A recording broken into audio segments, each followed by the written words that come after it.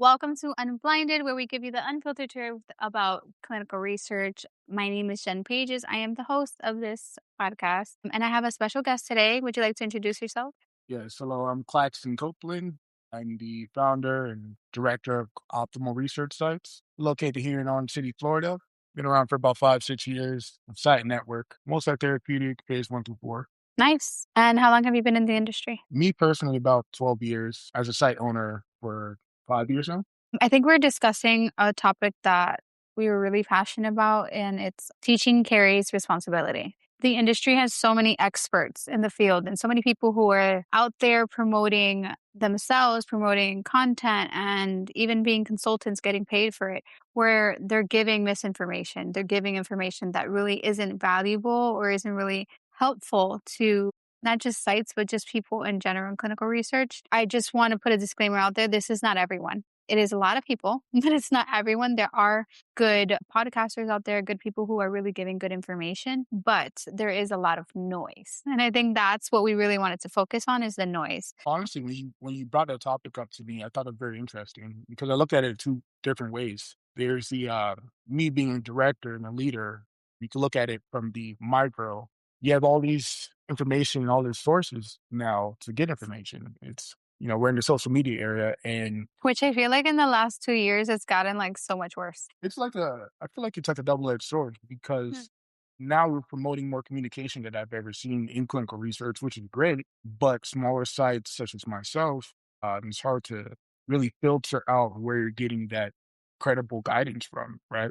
And on the micro level, you're using these outlets and these people that, claim to be professionals, but you have to be able to distinguish and use what's applicable to you in your situation. I love that you brought that topic up because it's not really something that people really talk about in the industry, and I try to stay tapped in as much as possible. But it's really true, not this is a not one size fits all situation. So yeah, And I feel like anyone who has on their social media, they're promoting ultimatums. This is the only way to do something, or this way or not. Or like, I feel those are the people that you have to be more careful because it's like you said, every site is different. Every site's processes is different. Like, one size does not fit all.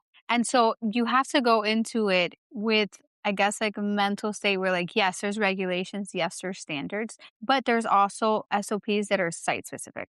And so, like, if you're not tailoring your information where it can be universal and that everyone can kind of use it, I feel like it really hurts the research community because you're just giving information that isn't accurate.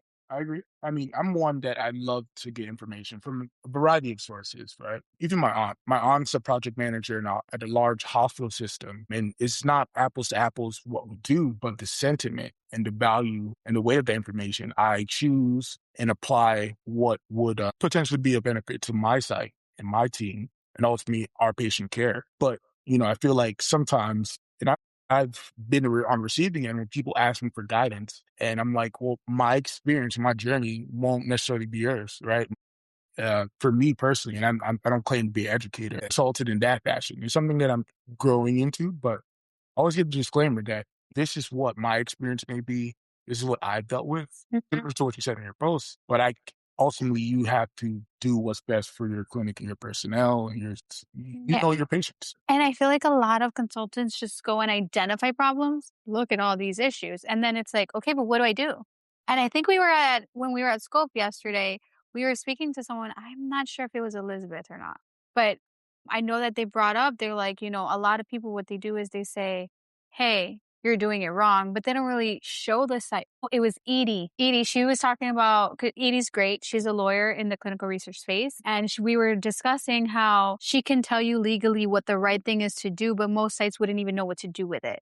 And I think that was such an important thing that she said because it's so true. I can tell you what you have to do, but unless I actually help you implement it, it's going to be almost impossible for you to be successful. Right. Because you have to have the actionable plan what applies to you and your specific situation. I have consulted recently. This is a newer venture for me. You do want to identify the problems and the breaks, but you want to talk with the team about the solutions, right?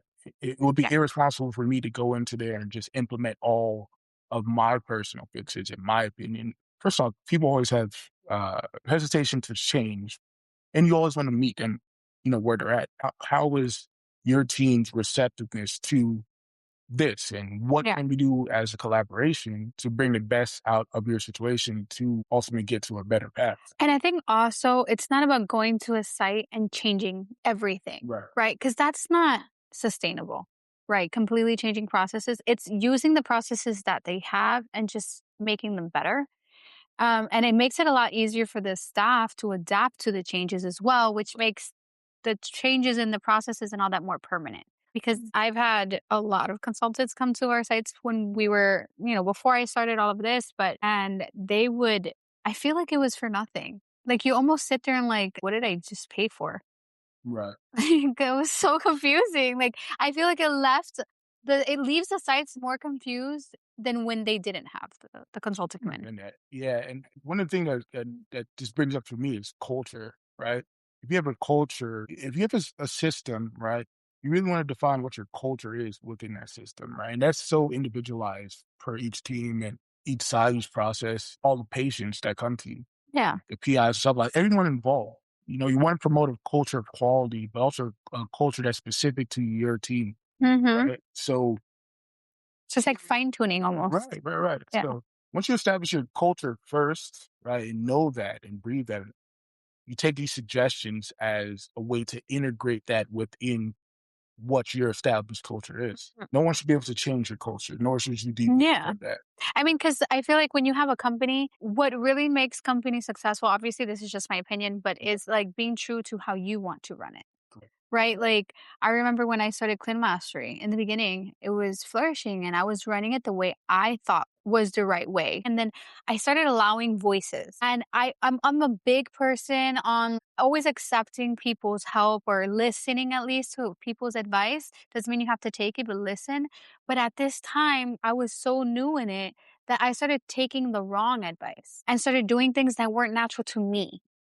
I go above and beyond for clients. I do the most that I can for people. I like to interact with them. I like to make sure they feel safe, they feel comfortable. And I was getting advice. I was doing too much. Right. And like, why are you doing that? They're not paying you for that. And like all these things. And it started eating at my brain. And honestly, it impacted my business and the way that it ran. And I'm at a point now where I completely have to change everything. I'm just going back to what feels good to me. And that's what kind of makes it successful because I feel like each company, like they're going to want to work with you because of what your company represents, what it brings. Everyone has a different way that they're going to do stuff, and that's fine. It's going to work for somebody, but it's just being true to yourself, I feel like is the biggest thing. And going back to what you were saying, so when you're running a site, you have to be true to what you think is going to work and then just build on it, fine tune it, and then see your mistakes. If you can't see your mistakes, that's another issue that we would have to like encounter. But you have to be able to see your mistakes, be able to take accountability, responsibility, and then move forward. I think that's part of what makes you such a good leader, and leaders in general is the ability to self-regulate. Right, you have to be accountable for self. You have to um, be able to assess your team and make impactful change. Right, and you're right. There's going to be so many outlets that are going to give you advice. Is for you to hone in on that, check in with self, and make sure this feels the way that you want it. Right, you bring this creative thing to the world. You want to stay true to what brought you to that place. Exactly. We're all individually different. And for a reason, God made us that way. So it's almost like, why do we try to be like other people? Right. Like, why do we mold into what other people want us to do? Out of curiosity, what would you say, right? I'm a newer site. I'm getting all this noise. What are some of the ways that people can filter through everything that's around? Like, how do you put that lens on to be like, I what do I think listen to? I think it's looking at everything together that they're putting out. And if there's even some things, because I don't know if you have seen this, but I watch a lot of podcasts of clinical research. I read a lot of posts, and sometimes I'm going down and it's somebody that I thought was maybe a great, I don't know, someone that was at a sponsor and now they're consulting or now they're trying to do social media. And I'm like, well, they probably, I don't know them in person. I don't know the work ethic, but you have some kind of idea of who they are. And then you hear the things they're saying and you're just kind of like, that doesn't sound right. Like, you know what I mean? Just like a lot of people got into clinical research and don't really have business experience, or they have other kind of business experience and they don't understand what it takes to be successful in research because research is such a niche. So nuanced.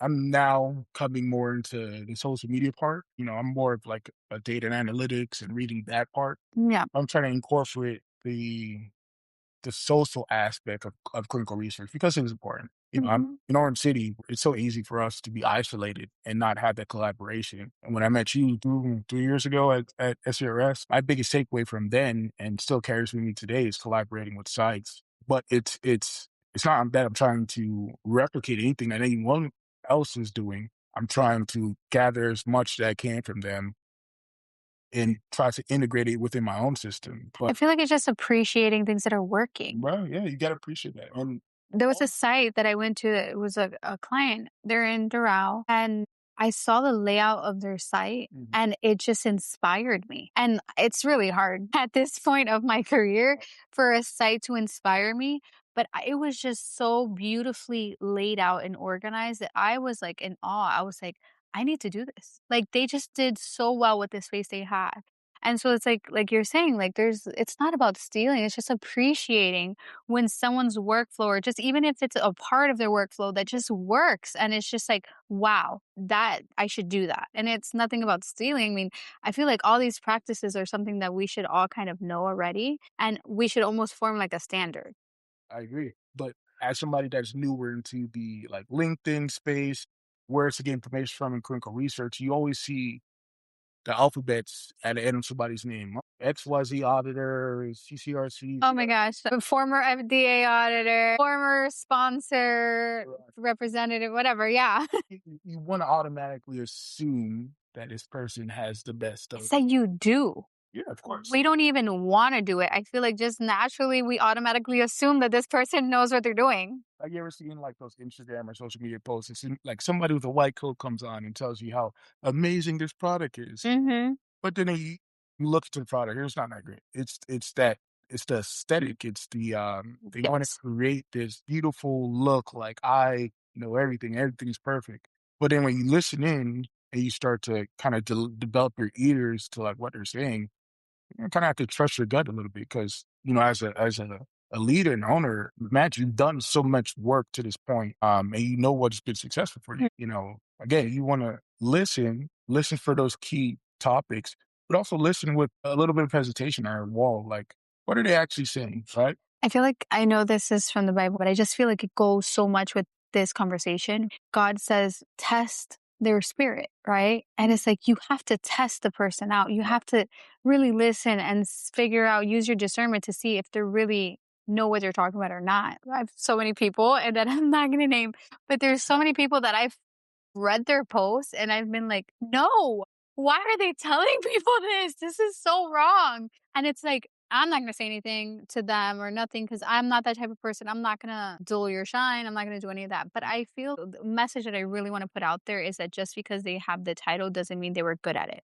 Right. And, it goes back to the title of your post. It's the responsibility. Responsibility. Teaching carries responsibility, and we all have to be aware of that. What are you writing? Like all these like ultimatums, or like people that go out so confident.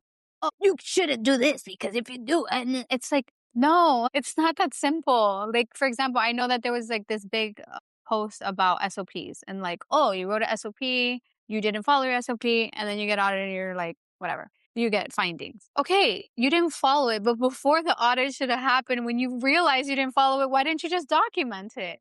Because I mean, SOPs are important for everyone to know a standardized process. So, like, the sponsor understands how you're going to do stuff. So, if you just don't have any SOPs or just very general, that's not going to work. And you're going to get passed on by sponsors because they can't trust you and the work that you're going to deliver. And that's what SOPs are for. It's not that you're going to be perfect because we're human and everybody understands that there's a human concept behind it. That's so funny, especially when you're newer in research, you wanna try so hard to be perfect, and you're gonna try so hard to not make any mistakes. Well, that's what people were saying so confidently online. Right. You have to do it this way. And it's like, oh, we're human. And sometimes something happens with the patient.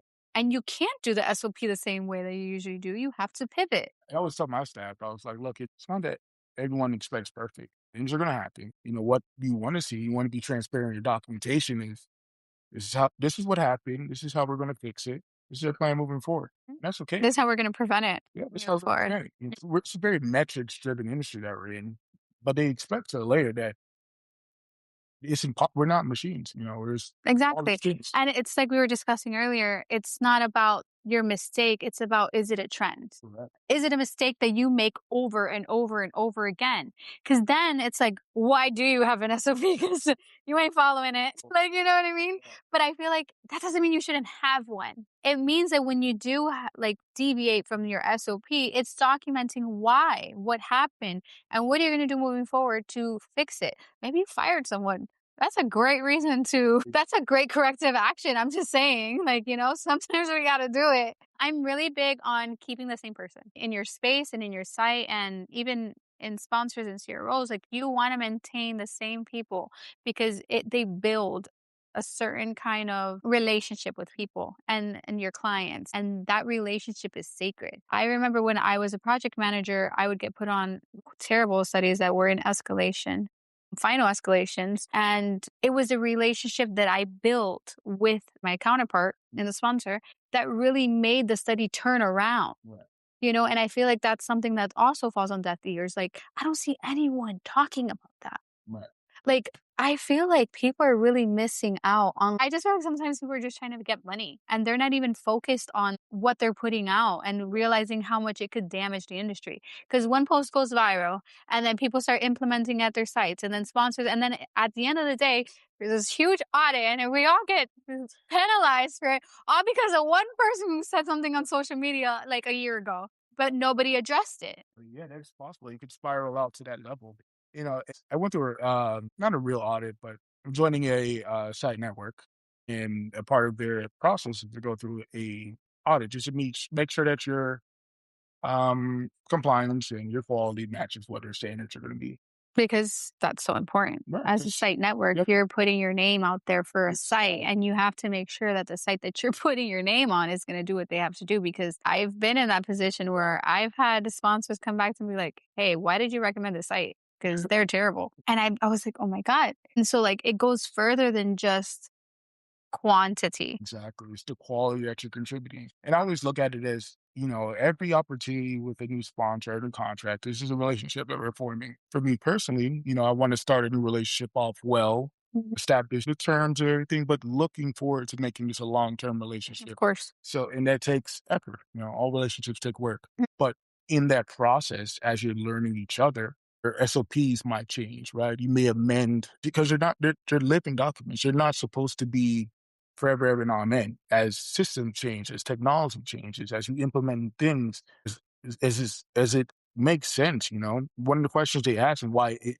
reminded me of this audit is how often do you review and implement and change your SOPs, right? Because you should be reviewing it minimum every 2 years Correct. and retraining. Exactly. You know, you want your staff retrained, and as you implement these things, you want to make sure that your staff has a standard. Part of like risk compliance, and I kind of use this for everything. You know, you put something out there, you know, then you go back and you check it in a few months. It's like, how is this acting and functionality real world inside of my setting, right? Is it Mhm. working? Is there things that you can improve? You know, have you gotten feedback from the sponsor?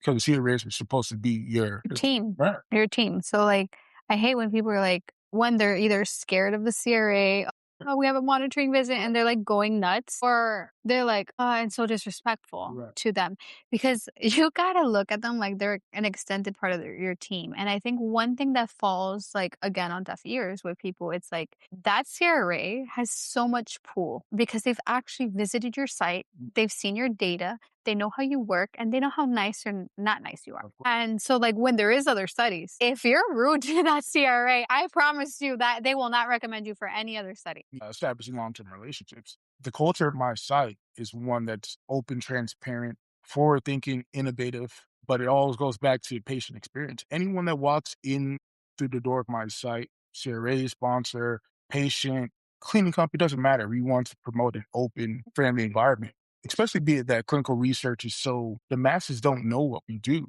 They have this hesitation, this fear of clinical research, but And I feel like all these people on social media instead of which this is why I'm saying, like, be very weary who's really doing it as a passion and who's doing it for the money. Right. Because most of the time, the person that's just doing it for the money is not going to give you the right information. Yeah, and they're not thinking about the patient's. No. And one thing, like for me, is we've spoken about before, I don't put information out there just for sites, just for like clinical research professionals. Like I want to give education out to patients. I want to help instead of 6% of people who would qualify for a study being in a study or even knowing about it, Right. I want it to be 15 Right. because that change could be so big. So, like something that we were talking about is about consultants basically telling you just screen, screen, screen, blah, blah, blah, just like enrolling and making sure you meet your metrics. Yes. But we have to understand too, when we put out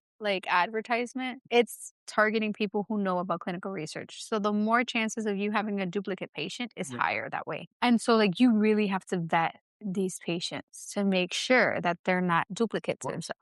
one of the things I track as a metric is research naive patients because I track and bring in new patient populations that haven't been exposed to research, right? And I want to show them that look, research professionals look just like me, just like all my staff. Mm. Fortunate and blessed to have multi ethnic backgrounds, multi Diverse diverse staff and PIs. which I feel is important too when you're enrolling subjects because like, there's cultural norms and cultural things that is already implanted in their brain not to do. And research for a lot of cultures is that. But if you came from that culture and understand that, you're able to speak to the patient in a way that they're going to understand better. You're promoting a comfort. Hmm. But we strive to get Familiarity. familiarity, comfort, and Hmm. that's what I want ultimately. So Oh, when anytime a Cuban comes into the clinic and they're like, "Oh, tú eres cubano?" Así, adiós, like, thank God you're Cuban because I feel comfortable now. And it's almost like, why?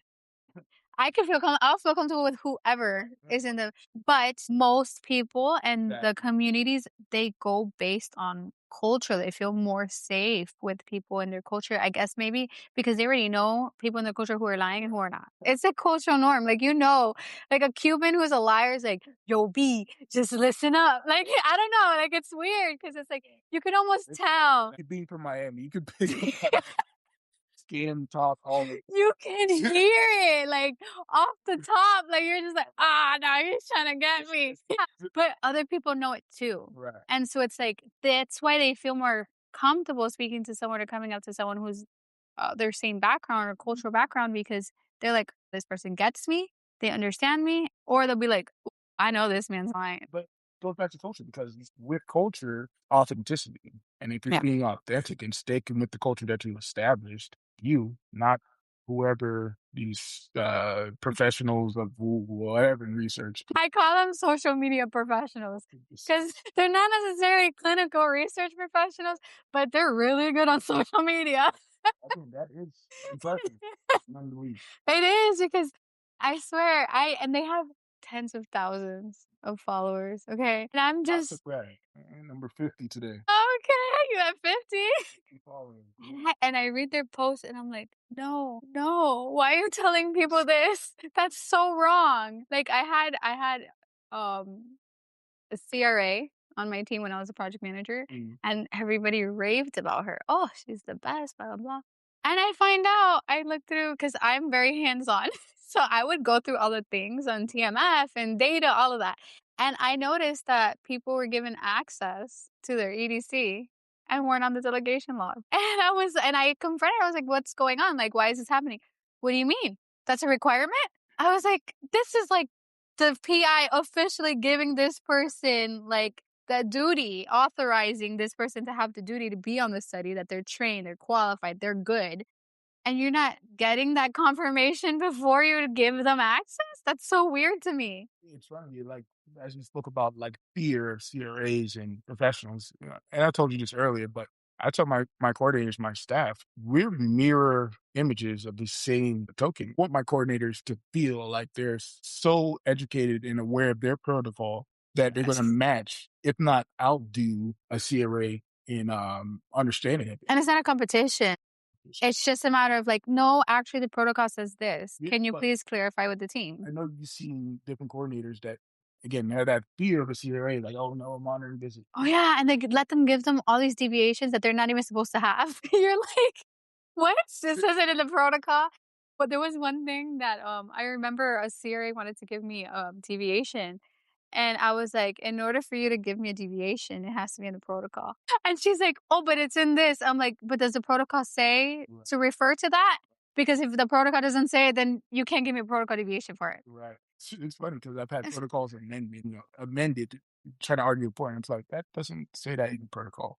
No. And they amended, they put a clarification out. Yeah. If you have the protocol deviation is in the wording. At least a protocol clarification letter, no? Yeah, I get those are living documents as well. Yeah. And, as things aren't clear, they'll clarify, you'd hope. Yeah.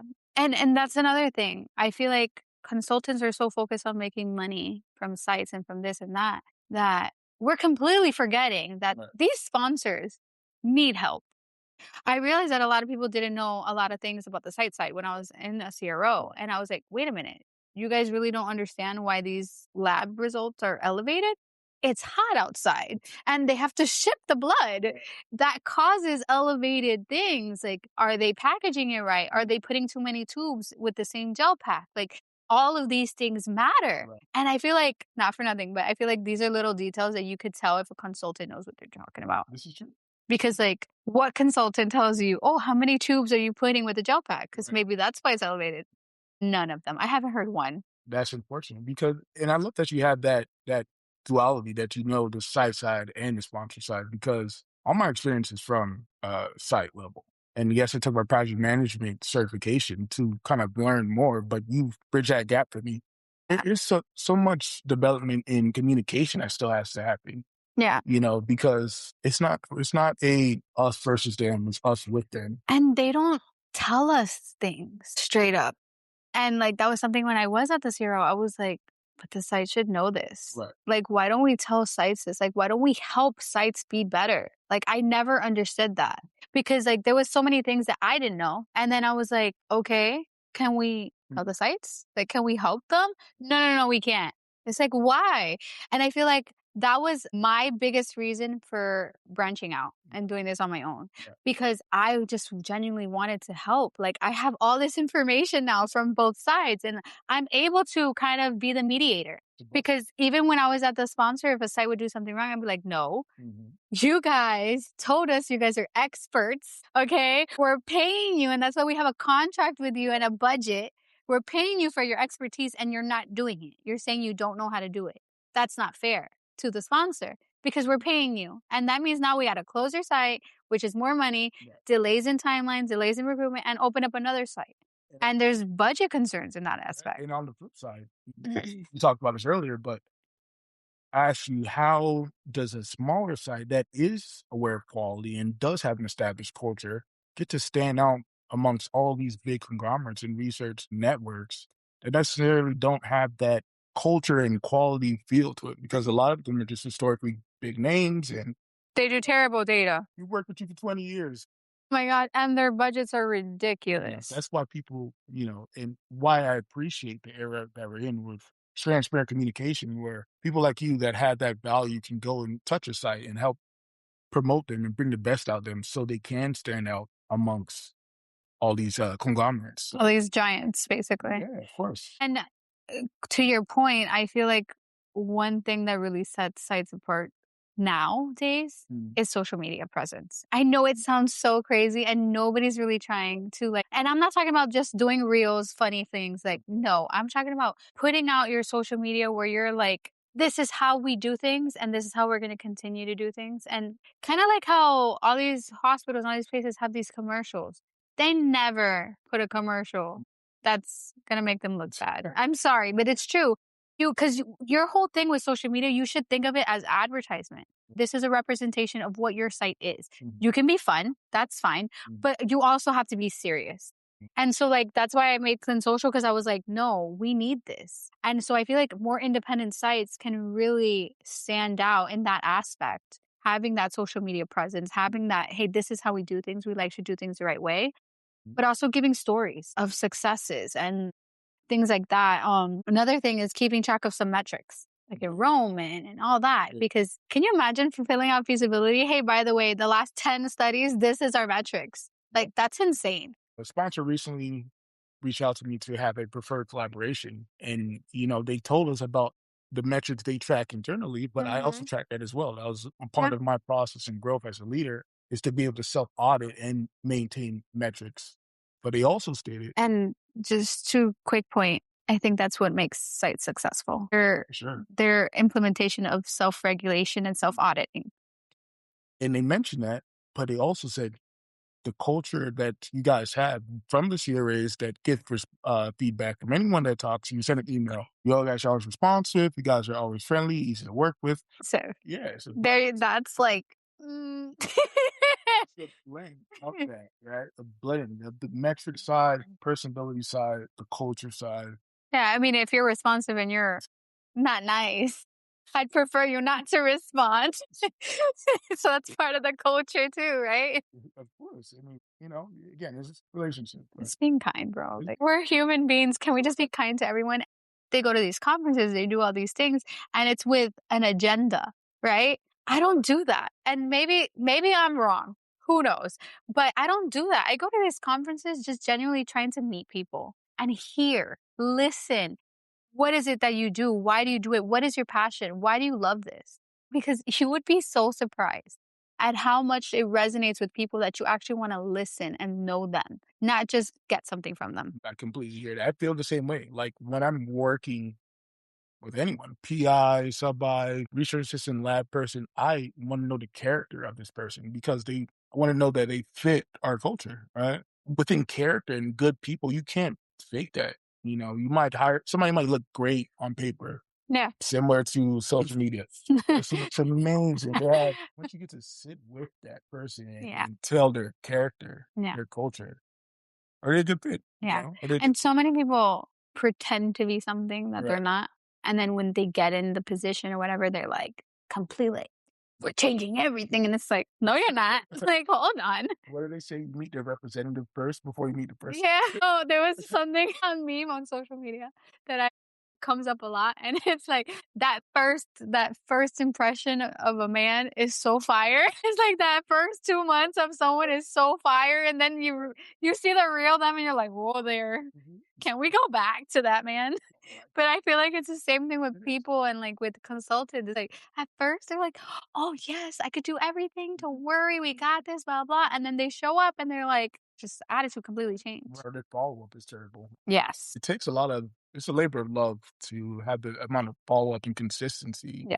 that it takes to do clinical research. Yeah. I agree. It's a needed and nuanced space, right? But it is a labor of love.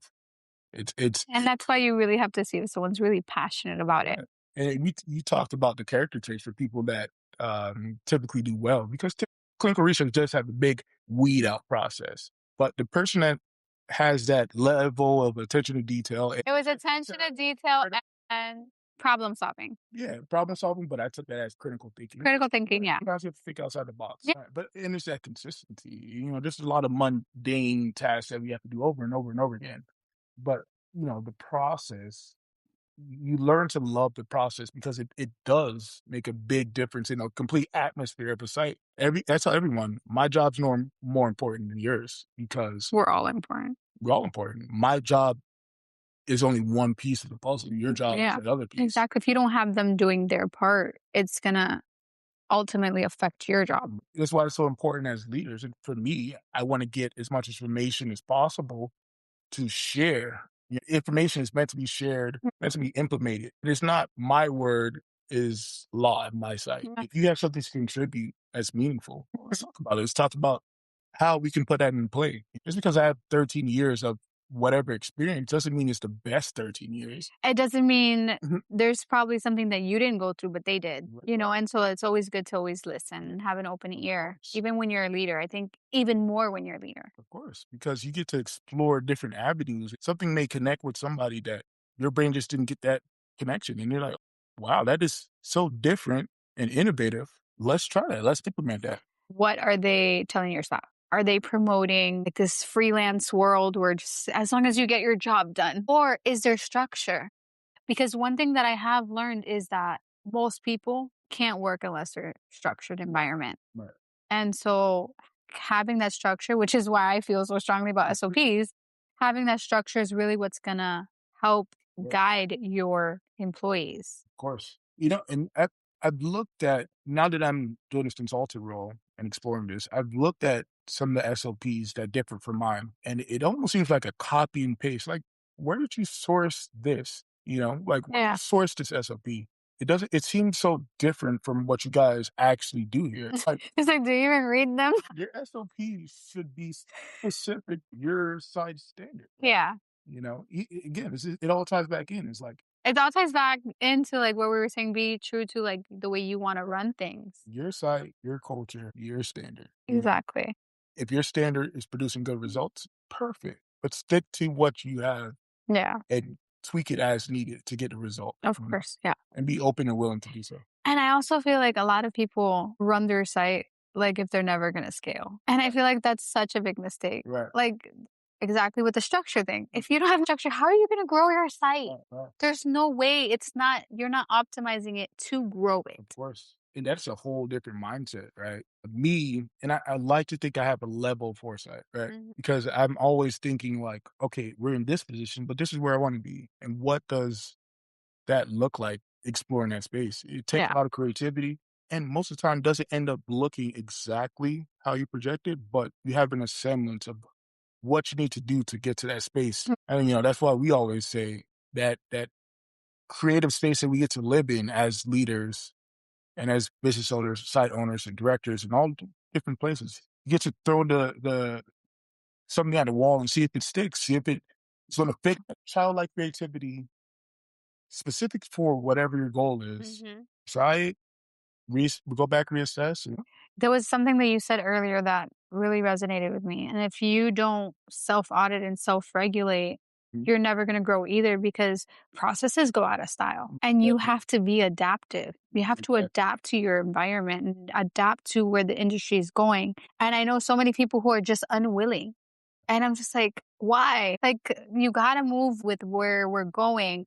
For example, I know some people who still do like paper charts. And I have actual friends that are CRAs that have told me, I don't know. I feel like people who have paper source are just trying to do fraud. God. Like, because it takes an extra level of like attention to detail to do fraud on electronic source because you have to put it in real time. You see all these newsletters of like this site got caught for doing this, and yeah, it's scary. I've had a sponsor say we're no longer going to work with any site that's still on paper. I know. Which Yeah. I love to hear because in my experience, clinical research has been slower to adapt than like medicine. Yeah. But now we're in this creative era that Mhm. innovation is being welcomed by clinical research, technology, AI, creative spaces like what you're doing here, like Yeah. social media presence, like trying to expand the people and touch the community Mhm. in different ways because we tried so Yeah. often for decades now. It's not working. It's clearly not working. And so, like, I want to end it with this, like, these two things. So, like, I feel like the industry talks a lot about problems, but doesn't talk about solutions. Right. And so that was like my whole purpose of this, like helping people identify good consultants from the ones that are just loud. Right. You said, how can independent sites stand out? I'm literally giving everyone the opportunity to be the first to do something Right. with Clean Social and not just social media because others have social media, but doing it in a way that's so professionalized. Right. Like it looks like a TV commercial you'll see on the Super Right. Bowl, right? But it's doing stuff that people are not doing yet. The bigger networks, they're bigger. They're going to take longer to implement stuff. And so there's something that I want to do with Clean Social that I'm trying to promote is doing a site walkthrough, but also that has interviews with the PIs and the staff that shows the passion. And so can you imagine you're a sponsor and you're reading this email of a site's capabilities and they have a video Right. that helps you walk through their whole site, but also you can hear the passion and the stories from the actual site staff. Yeah, that reminds me of we're at Scope today, the conference, and one of the breakout session I went to was AI and feasibilities. They're literally telling you like Oh, we're using AI to filter out through the 10,000 site applicants that we have, and then the human steps in, and then they're going to check for like the last. And that's insane. Right, So, like, you wanna make sure that you're doing something different. The AI is like, "Wait, I don't know how to process this. Haven't seen this before." right. And so that's what I wanna kinda, like, end the podcast with is just, like, independent sites out there. You have to be innovative. Like, you have to invest your money in not just social media marketing, but also in getting yourself these quality videos or quality things that is gonna make you like, separate you from the rest. There's a lot of sites out there. There's a lot of noise. There's a lot of people in general talking, and you have to try to figure out how are you gonna make yourself different. I started by making my consultancy thing and Clean Mastery and Site Network different by listening. I realized people don't listen to people in this industry. They just, "What can I get from you?" And that's it. I took the time to actually listen, and that was my superpower. But even then, I have to continue to progress and continue to innovate. And so, like, that's what I'm gonna leave everybody with right now, and then we'll let you say what your final take on this is. Network. I will potentially be the youngest site and site owner in there. And the president, when I spoke to him, because being this age and being a leader, it often is challenging, right? Because you're trying to own your And responsibility you're a male. and own, Try being a female. appreciate you guys that in that space and show what you have to go through. But you are trying to balance out all these things. The president told to me, he was like, look, we have guys, the majority of people that are here, they're 30 years in. What you get to bring is new creativity, a breath of fresh air, new Yes. innovation. Lean into what makes you special. Don't let anybody take that specialness from you. Well, I think we should talk to them and see if they wanna get all their sites to have these site walkthroughs and if Yeah. they really want Yeah. innovation. I'm kidding, but No, I agree because that is something different, and you yeah. get to show. Can you imagine? I have for my sites, I have a site profile and I send that out to sponsors and they're like, "Wow, this is amazing." I have MPI numbers, all the physicians, what they do, history, research, what the equipment, like I have everything. And they think that's great. Can you imagine a video showing everything that you guys have? Yeah, and I would love for patients to be able to see that too because Yeah. it's You could even be playing it yeah. in the lobby, in the waiting room. Who am I seeing? We go to this. No, we want to end here, but who is the person behind what's going on? Mhm. Before I've been in research, I worked in medicine, medic, firefighter, T. I didn't know what clinical research was. I always thought it was scientists dealing with rats and monkeys. Lab rat. Like everybody thinks, "Oh, I'm gonna be a lab rat." It's like, Yeah, no. literally a website called Just Another Lab Rat for clinical research. It's ridiculous. Once you actually go in it and you learn the people, just like Exactly. you and I. So Exactly. And I think let's that's let's not important. let's not lose that uniqueness. Exactly. The industry needs unique individuals, Authentic to authentic, themselves and authentic what they've gone leaders. through. Like I've had this last statement, but I've had people always tell me that I have to be more assertive and more aggressive. No, I don't want to be. Right? I want to be the nice, kind person. And in the end, it's going to work out. That's it. So thank you so much for coming on my podcast. I Honored, really appreciate it. We really had a great conversation. honored and grateful. Thank you guys so much for watching. Remember, this is Unblinded podcast. Please subscribe, share, do all of the things that you have to do. We're also on Spotify and Apple Podcasts, so you can hear us anytime. Thank you so much.